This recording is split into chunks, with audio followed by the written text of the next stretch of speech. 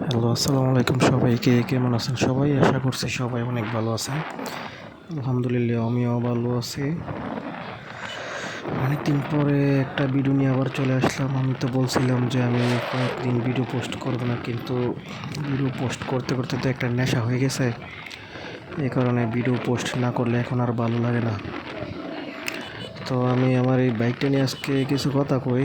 আসলে দেখেন, বাইকটা কিন্তু ঠিকই চলতেছে, কিন্তু এই বাইকের মধ্যে যে কী কী কাজ আছে, কত কিছু যে নষ্ট হয়ে রয়েছে, এটা মানে শুধু হিসাবে করতে পারতাছি, কিন্তু সময়টা খারাপ যে এই কারণে ঠিকই করতে পারতাছি না। তো বলি কী কী সমস্যা আছে বাইকের মধ্যে।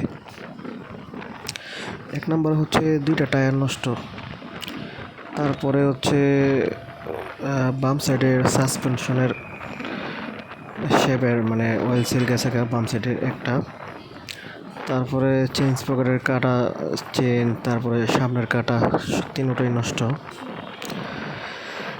তারপরে সবচেয়ে বড় সমস্যা হচ্ছে সামনের চাকার এক বেরিং সমস্যা, পেছনের চাকার দুইটা বেরিংয়ের সমস্যা। তারপরে ইঞ্জিনের মধ্যে আছে সমস্যা, ইঞ্জিনের মধ্যে দুইটা রকার আর্ম নষ্ট হয়ে রয়েছে। এই জায়গার মধ্যে প্রায় অনেকগুলো টাকার কাজ আছে, কিন্তু তারপরেও কিন্তু বাইকটা ঠিকই চলতেছে। ঠিক আছে, তো এইভাবেই মানে সময়টা যাচ্ছে, দিনকাল এভাবেই চলে যাইতেছে। তো ব্যাপার না, এটা ঠিক করে ফেলবো কিছুদিনের ভিতরেই। সবগুলো কাজ একবারই করবো আর কি, জমাইলাম আস্তে আস্তে টুকটাক, মানে যেই সব সমস্যাগুলো মনে হয়েছে আস্তে আস্তে সবগুলো একবারে জমাইছি। এখন আস্তে ধীরে একবারে এই কাজটা শেষ করে ফেলবো আর কি।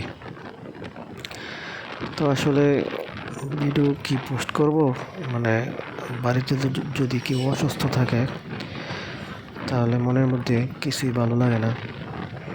যেমন আমার বাড়িতে আমার আম্মু অসুস্থ প্রায় অনেক দিন যাবৎ, যার কারণে মন মেজাজ, মনের কোয়ালিটি কন্ডিশন ভালো না। এই কারণে কোনো ভিডিও পোস্ট করি না তেমন। আসলে দুনিয়ার কোনো কিছুই ভালো লাগে না যদি আম্মা অসুস্থ থাকে। প্রতিটা সন্তানের কাছে তার আম্মা যে কতটা প্রিয়, এটা আপনারা নিজেরাই জানেন। ঠিক আছে, তো আম্মা অসুস্থ, এই কারণে ভিডিও পোস্ট করি না বা করতে ভালো লাগে না, কিন্তু তারপরেও মাঝে মাঝে মন চায় যে ভিডিও বানাই কিছু পোস্ট করি। তো যাই হোক, অবশেষে মানে বলি, আমার আম্মা কিন্তু এখন আগে থেকে অনেক সুস্থ হয়ে গেছে, যার কারণে ওইরকম আগের মতো আর টেনশন করি না এখন। তো সবাই কেমন আছেন, সবার গুরুত্বপূর্ণ মতামত কমেন্ট করে জানাবেন। আর অনেকেই আছেন আমার পোস্টের মধ্যে রেগুলার কমেন্ট করেন, আমি তাদের কাছে সবার কাছে আন্তরিকভাবে কৃতজ্ঞতা প্রকাশ করি আপনাদের কাছে, কারণ আপনারা আমাকে অনেক দিন ধরেই সাপোর্ট দিয়ে যাচ্ছেন। আর কিছু আমার কাছের ভাই ব্রাদার আছে যারা নাকি সবসময় মানে আমার এই ভিডিও পোস্ট করা পছন্দ করে না, বা অনেকে আছেন মানে ভিডিও পোস্ট করি তো এই কারণে তাদের কাছে এটা ভালো লাগে না। অনেককে আমি এটা বলবো যে আপনাদের যাদের ভালো লাগে না তারা নিজ দায়িত্ব আমাকে আনফ্রেন্ড করে দিয়েন, সমস্যা নেই। আমি একবার জিজ্ঞাসা করবো না যে আপনারা কী কারণে আমার আনফ্রেন্ড করছেন, ঠিক আছে?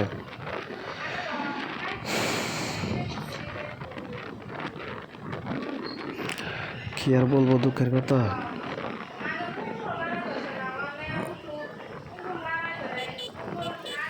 বাইকটা কিন্তু ঠিকই চলতেছে। আসলে টাকা পয়সার একটা ক্রাইসিস আছে,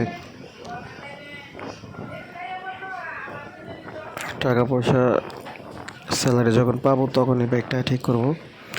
আর যে সমস্যার কথাগুলো বলছি এগুলো কিন্তু আমি মেকার দিয়ে ঠিক করি না, আমি নিজেই একজন মেকার বাইকের।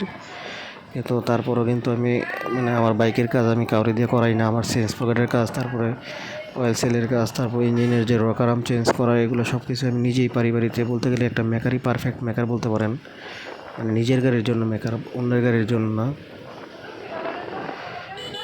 বাড়ি থেকে অনেক সময় মাঝে মধ্যে বলতো যে তুই তো মোটর সাইকেলের কাজ পারস, তো একটা মোটর সাইকেলের গ্যারেজ দিয়ে দিই। কিন্তু আমার কাছে কীরকম জানি এই কাজটারে মানে কীরকম মনে হতো, এই কারণে দেওয়া হয় না। আসলে কোনো কর্মকেই ছোটো করে দেখা ঠিক না। তবে একটা চিন্তা ভাবনা আছে, মনে হয় আমি একটা মানে গ্যারেজ দিতে পারি পজিশন বুঝা। এটা সময়ের অপেক্ষা, সিচুয়েশন যে সময় যেরকম থাকে। যদি মতি গতি কি আর বলে যে ঘুরে গেলে গা, দোকান দিতেও পারি, আবার নাও দিতে পারি। তবে ব্যবসার যে কোনো একটা লাইন গার্ড ধরবো আর কি। তো ভিডিওটা যে কবে করছিলাম এটারও মানে খেয়াল নাই। অনেক আগের ভিডিও গ্যালারি থেকে কাটাকাটি করে আজকে বের করে তারপর এডিট করে পোস্ট করলাম। সবাই ভালো থাকবেন।